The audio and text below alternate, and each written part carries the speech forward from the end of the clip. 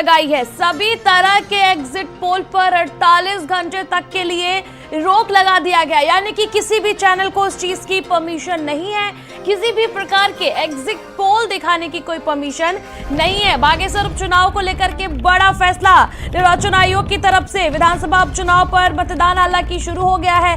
मुख्य निर्वाचन अधिकारी ने किसी भी प्रकार के एग्जिट पोल पर रोक लगा दी है।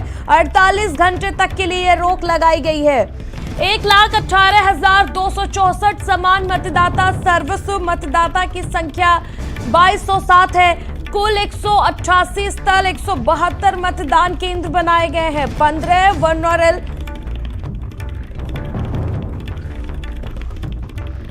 मतदेय स्थल भी बनाए गए हैं। विधायक को 3 जोन और 28 सेक्टर में बांटा गया है। विधानसभा को 3 जोन और 28 सेक्टर में बांटा गया और इन सब के बीच देखिए किसी भी प्रकार के एग्जिट पोल को दिखाने से मना कर दिया गया है। बागेश्वर उपचुनाव का मतदान शुरू हो गया है। सुबह 7 बजे से शाम 5 बजे तक मतदान होगा। मुख्य निर्वाचन अधिकारी ने रोक लगा दी है। किसी भी प्रकार के एग्जिट पोल दिखाने पर मुख्य निर्वाचन अधिकारी ने रोक लगाई है।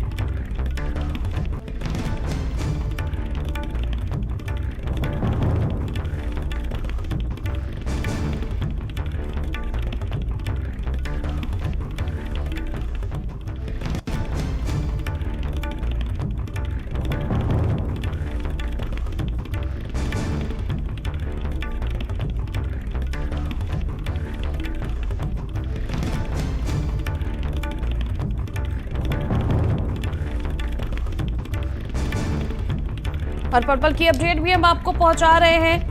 ठीक है, इस प्रकार से घोसी में उपचुनाव हो रहा है और साथ ही साथ बागेश्वर उत्तराखंड की सीट बागेश्वर पर भी हम आपको पल पल की अपडेट बता रहे हैं। चंदन, भारतीय जनता पार्टी से विधायक चंदन रामदास के निधन के बाद बागेश्वर सीट खाली हुई थी, जहां पर भी आज मतदान हो रहा है। वहां पर भी उपचुनाव है और भारतीय जनता पार्टी की ओर से उनकी पत्नी जो है वो चुनावी मैदान में है। यानी कि आज उत्तर प्रदेश में जहां घोसी सीट पर उपचुनाव हो रहा है, वहीं आज उत्तराखंड में भी बागेश्वर सीट पर उपचुनाव हो रहा है। घोसी को लेकर के मुख्य निर्वाचन अधिकारी ने किसी भी प्रकार के एग्जिट पोल दिखाने पर रोक लगा दी है। 48 घंटे तक किसी भी प्रकार के एग्जिट पोल पर रोक लगा दी गई है।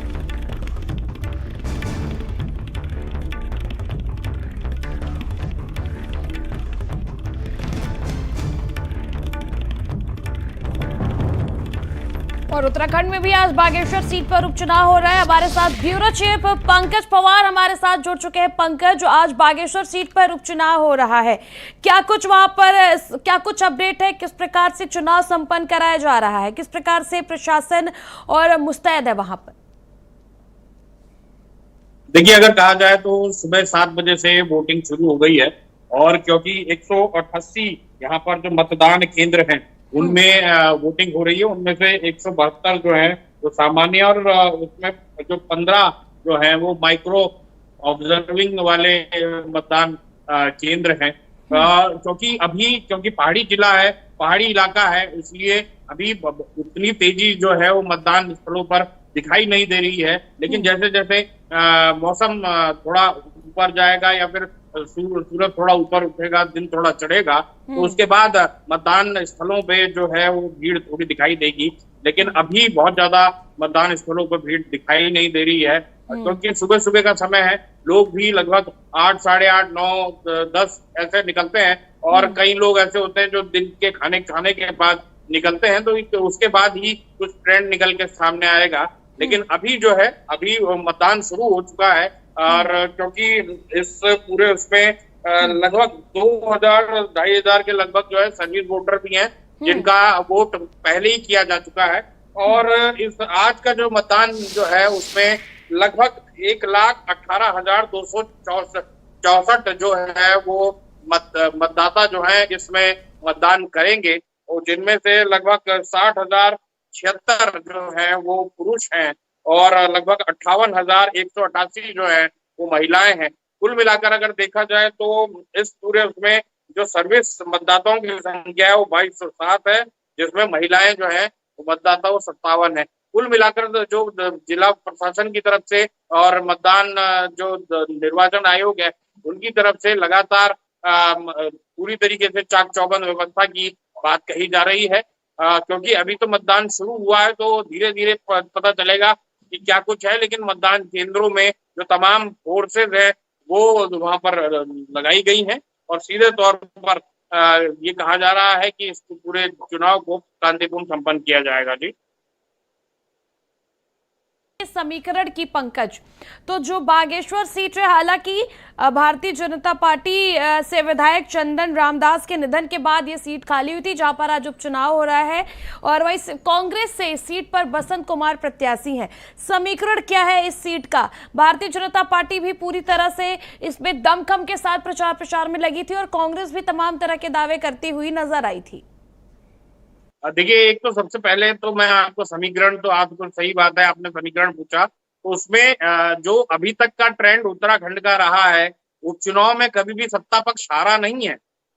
लेकिन इस बार के चुनाव में भी जो कांग्रेस के प्रत्याशी हैं उन्होंने भी कम हल्का चुनाव नहीं लड़ा है और कांग्रेस ने भी यहाँ पर अपना पूरा जी जान लगाई है इस पूरे चुनाव में। बीजेपी की तरफ से चंदन रामदास की पत्नी पार्वती दास को यहाँ पर मौका दिया गया है, क्योंकि सिंपैथी वोट हो सकते हैं क्योंकि उनके पति का भी हाल में निधन हुआ और उसके बाद जो है माना जा रहा है कि उनकी पत्नी को सिंपैथी वोट मिलेंगे, तो बीजेपी ने पार्वती दास पर अपना दाव चला है।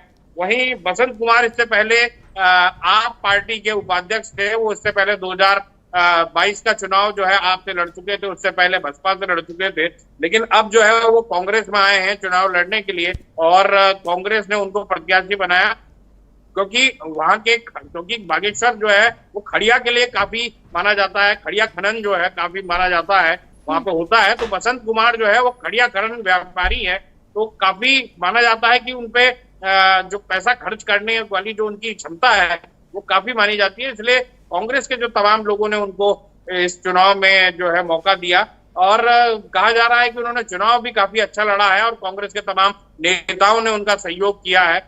यशपाल आर्य वहां पर मौजूद रहे, करण मारा वहां मौजूद रहे, इसके अलावा हरीश रावत वहां पर मौजूद रहे, तो कुल मिलाकर उनकी भी वहां पर प्रेजेंस काफी दिखाई दी।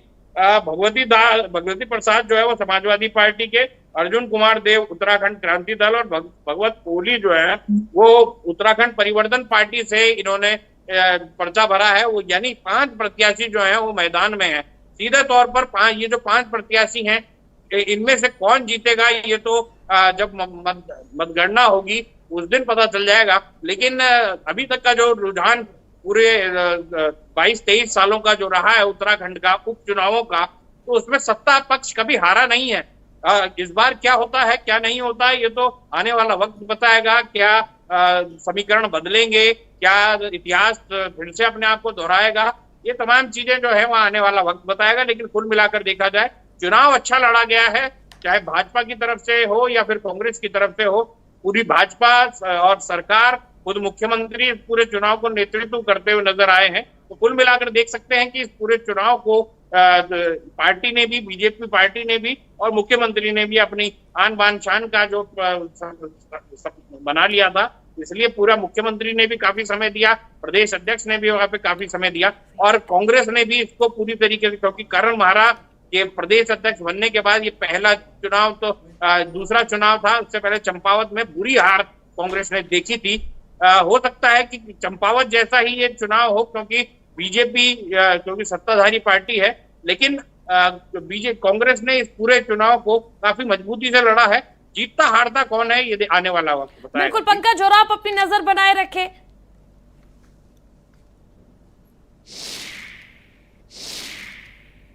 में उपचुनाव के लिए यहाँ पर मतदान शुरू हो गया है। सुबह से ही मतदाता वोट देने के लिए यहाँ पर घर से निकल गए हैं। बागेश्वर में 188 यहाँ पर मतदेय स्थल बनाए गए हैं, जिसमें 186 मतदेय जो स्थल हैं उनको हाई क्वालिटी में CCTV कैमरा है, उनको पूरी निगरानी में रखा गया। एक बागेश्वर में सुबह से ही यहाँ पर लोग मतदान करने के लिए घरों से निकल गए हैं और बड़ी संख्या में धीरे धीरे यहाँ पर वोट करेंगे। अभी सुबह का टाइम है, सुबह के टाइम में अभी लोग यहाँ पर घर से वोट डालने के लिए यहाँ पर अपने स्थल में पहुंच चुके हैं, लेकिन अभी भीड़ कम है। पहाड़ का इलाका है, जैसे जैसे पहाड़ी इलाकों में जैसे दिन बढ़ता है तो वैसे वैसे लोग यहाँ मतदान करने के लिए यहाँ पर आते हैं। बागेश्वर से मैं दीपक जोशी, भारत समाचार के लिए। और हमारे साथ हमारे सहयोगी संवाददाता दीपक जुड़ चुके हैं। दीपक, किस प्रकार से जो प्रक्रिया है मतदान की वो चल रही है, लोगों में किस प्रकार का उत्साह देखने को मिल रहा है बागेश्वर सीट पर उपचुनाव में मतदान के लिए? देखिए, सुबह 7 बजे से यहाँ पर मतदान की प्रक्रिया शुरू हो गई है। 188 बूथ बनाए गए हैं, उसमें से 186 जो बूथ हैं उनको हाईटेक पूरी तरीके से तैयार किया है, जिसमें CCTV की व्यवस्था है ताकि कोई भी किसी प्रकार की कोई परेशानी ना हो। और सुबह से लोग यहाँ पर घर से वोट डालने के लिए जुट रहे हैं। अभी सुबह का टाइम है, लोग हल्के हल्के करके अभी उनकी भीड़ कम है। धीरे धीरे दिन जैसे बढ़ेगा वैसे वैसे यहाँ पर मतदाताओं की तादाद बढ़ेगी। अगर बात इस सीट की जाए दीपक, तो किस प्रकार के समीकरण इस सीट पर देखने को मिल रहे हैं? पहली बार ये जो बागेश्वर विधानसभा है, इसमें पहली बार भाजपा और कांग्रेस के बीच सीधे टक्कर हो रही है। इससे पहले ये सीट में त्रिकोणीय मुकाबला होते रहता था। इस बार यहाँ पर भाजपा और कांग्रेस का सीधा मुकाबला है। देखते हैं भाजपा और कांग्रेस में इस बार कौन सी बाजी मारता है जी। और अगर बात किया जाए प्रचार की, तो हालांकि ये सीट भारतीय जनता पार्टी से विधायक चंदन रामदास के निधन के बाद खाली थी, उसके बावजूद भारतीय जनता पार्टी के कई बड़े दिग्गज नेता यहाँ पर प्रचार प्रसार के लिए जुटे थे। वहीं कांग्रेस ने भी कोई कोर कसर नहीं छोड़ा है। जी हाँ, आपका कहना ठीक है। जब से बागेश्वर उपचुनाव यहाँ पर शुरू हुआ है तब से भाजपा हो गया, कांग्रेस हो गया, इनके सभी जो आला नेता हैं उन्होंने सबने बागेश्वर में डेरा जमाया था। यहाँ पर चुनाव प्रचार के दिन सभी यहाँ पर नेता यहाँ पहुंचे थे। सभी ने वादे किए हैं और एक दूसरे पर यहाँ पर बीजेपी कांग्रेस ने लगातार आरोप प्रत्यारोप खूब लगाए हैं। और धीरे धीरे यहाँ पर जो चुनावी मौसम है वो ये गर्म हुआ। लास्ट में जो चुनाव का अंतिम दौर था उसमें मुख्यमंत्री जी खुद इस बागेश्वर उपचुनाव में कूद गए थे। 2 दिन वो बागेश्वर रहे। यहाँ पर उन्होंने काफली गैर हो गया, बागेश्वर हो गया, गरुड़ क्षेत्र में उन्होंने बहुत बड़ी यहाँ पर सभाएं की हैं। और देखना है या क्या मुख्यमंत्री के आने से यहाँ का माहौल बदलता है, क्या होता है। लेकिन इस बार जो है ये बागेश्वर विधानसभा सीट में भाजपा और कांग्रेस के बीच सीधी टक्कर हो रही है। इससे पहले यहाँ पर भाजपा और कांग्रेस के बीच कभी सीधी टक्कर नहीं हुई है। जब भी हुआ है ये मामला त्रिकोणीय मुकाबला यहाँ फंसा है। इस बार देखना है क्या वार होती है या पार होती है, ये निर्णायक जंग बताई जा रही है। बिल्कुल दीपक, अपनी नजर बनाए रखें और फिलहाल आपका बहुत बहुत शुक्रिया।